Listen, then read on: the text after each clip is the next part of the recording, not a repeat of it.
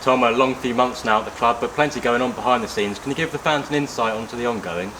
Yeah, so the off-season's always a really busy period anyway, and then you obviously throw in a global pandemic for another bit of a curveball, and yeah, it's meant we've been really busy.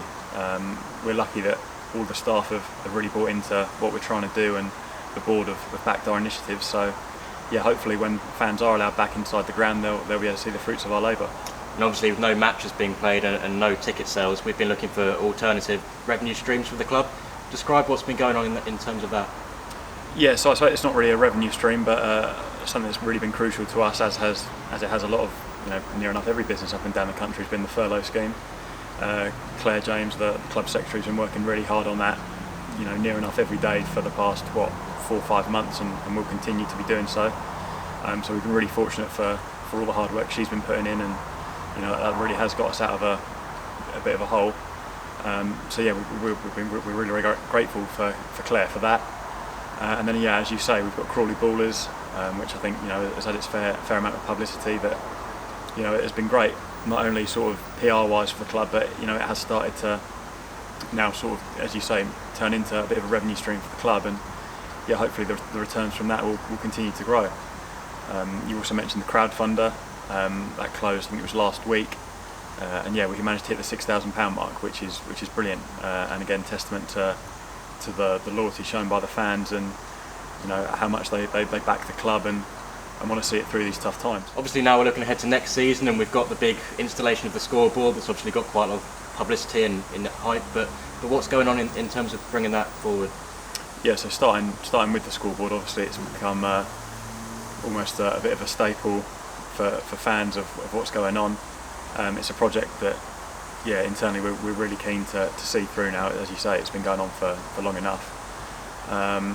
We've had a few teething issues, as fans will know, and it has almost been like one of those, you peel back the wallpaper and then you start finding all the cracks. So yeah, it has been a bit of a sort of an extensive project. The latest on that is that the previous site of behind the stand on the north stand, we've had to move that, and that is down to the Football League regulations. So that is purely based on the fact that they would have deemed that potential distraction for the players, and then you've also got, as well as the players, you've also got the referee. The Football League were fairly ambiguous in terms of what they were saying was and wasn't a distraction, but I mean, we've been out there, everyone's been out and been stood sort of on the penalty spot down at that end, and you stand there taking a penalty in the 90th minute, and literally just above the crossbar you've got an image of yourself. You're sort of staring back at yourself. So it was a risk putting it there, and it was a risk that, yeah, with everything that's gone on, we didn't really want to take. So the new site will be in the northeast corner. So it does mean that the vast majority of the stadium will get good coverage. The only sort of blank spots, so to speak, will be certain seats in the east stand.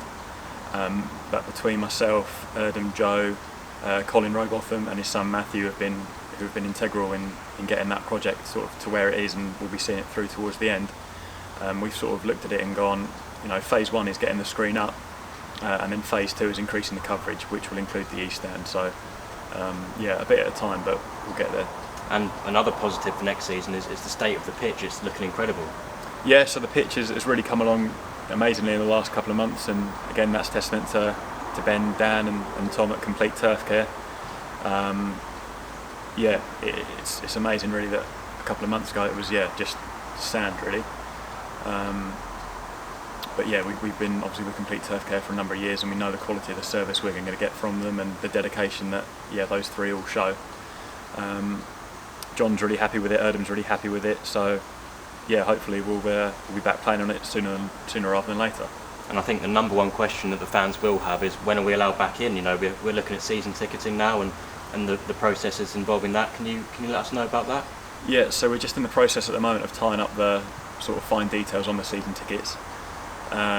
We've been involved in a few league meetings the last couple of weeks that are sort of suggesting a maybe late August, early September start time. And yeah, at the moment all signs are pointing towards there may be the possibility of some form of a crowd. Again, as I say, yeah, at the moment regarding season tickets, those are sort of the I's that we're trying to dot and the T's we're trying to cross. in terms of how many people we can get in, all the social distancing measures that need to be in place, all that sort of thing. So yeah, regarding season tickets, hopefully in the next sort of couple of days, maybe couple of weeks, we should have some firmer information on that. And another question that will be on the fans' minds will be about the new kit launch for next season. What's been going on behind the scenes in terms of that? Yeah, so we're hopefully going to be launching the kit towards the end of July, early August. Again, all those dates are just in the process of being tied up at the moment. Fairly different to the last couple of years. Our dates obviously have been slightly affected with shipping from Araya coming all the way from Italy. Yeah, normally we do tend to get stuff in a little bit earlier, but there's been various sort of issues with that. But yeah, hopefully we'll be looking end of July, start of August for the new kit. We've all seen the samples that have just come in the last week, and we've all sort of agreed that, you know, that it's a really nice looking kit, the home kit certainly, and yeah, the away kit hopefully will follow on from the success of last season's away kit. Just hopefully we can pick up a few more wins in it. And obviously on Saturday the 4th of July the pubs across England were opened, so was Red's Bar, which is within the stadium. How do we go about opening that, and what's the future there? Yeah, so Red's Bar, as you mentioned, back open on Saturday, had a really good uptake from all the fans, and you know, I can't really stress enough, the fans really have backed everything we've done.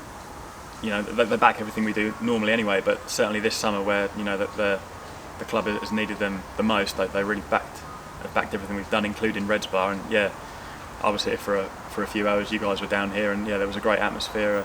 You know, a busy crowd, and good to be able to tie in ballers with it as well. There were people down there having their burgers and chips. So yeah, no, it's all really positive, all moving forward. And again, Rona, who runs the bar on behalf of the club, has been brilliant. Not only with us work in Reds, but you know, she's been integral with the work in ballers, and that's across the board really. You know, yourselves have done a shift in ballers, myself, Ben have done a shift in ballers. Everyone, I really can't stress enough how, you know, together everyone is at the moment, and pulling in the right direction. And yeah, that can only be a positive going forward. And last week, in partnership with Eden Utilities, we put some match-worn shirts up on eBay to raise money for charity. What's the charity that we've chosen, and why was it done? Yeah, so it's the Dame Vera Lynn Children's Charity. So as you mentioned, 100% of the profits from the match-worn shirts will be going towards them, and yeah, that's in partnership with Mark and Julie at Eden Utilities, who, again, hopefully in the next coming weeks we'll be able to be announcing the further work that we're going to be doing with them. But that really is sort of like the tip of the iceberg with what we've been doing again over this summer. We've all seen that once we're hopefully back up and running to a normal capacity, all the NHS ticket donations that we're going to be doing, both, you know, in the terrace and in the stands, and also in the hospitality area, and that's extended, yeah, not just the NHS but all the key workers that have really helped us out in this difficult time. We've delivered meals to Crawley Hospital. That was in partnership with Strong Flavours, our catering partners.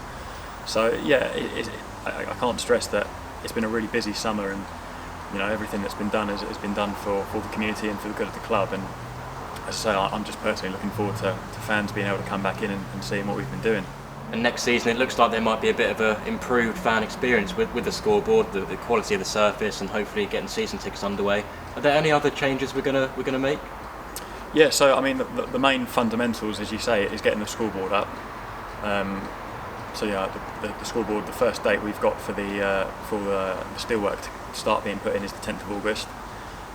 So yeah, hopefully that will be coming in ready, complete, sort of maybe, yeah, towards the end of September. So yeah, the first knock-ins of the new season. And then yeah, we're also looking at upgrading the PA system. So now that's been a long gripe, and rightly so, from the fans, is getting the quality of that improved. So yeah, hopefully all being well, sort of once we're a few games into the season, we'll have an all singing, all dancing scoreboard, and yeah, hopefully a PA system to match. Obviously in the off season it's a busy time on the commercial side of things. What's been going on there? Yeah, so commercial is obviously headed up by Joe, and he's been brilliant. He's been working really hard, keeping all the sponsors on board and making sure they know what's going on. I'm sure he won't mind me saying that, but yeah, we're always looking for new sponsors and new partners, and we've had a few over the pandemic that have got in touch with us saying, you know, they'd love to get involved, which again is brilliant, because you know, money's tight for everyone, but I think it sort of ties in with what we were saying earlier with all the community work we do, and the good positive nature that we put ourselves out in, that people want to be joining up. So as I say, Joe's been working really hard on that, and again, I think the message we've got really is that we're sitting there ready to go. Everyone's put their work in, and we'll continue to do so until we get that green light to open up again. Between all ourselves off the pitch, we're in regular contact with John and all the coaching side. I've spoken to some of the lads, and I think everyone's just buzzing and can't wait to get going really.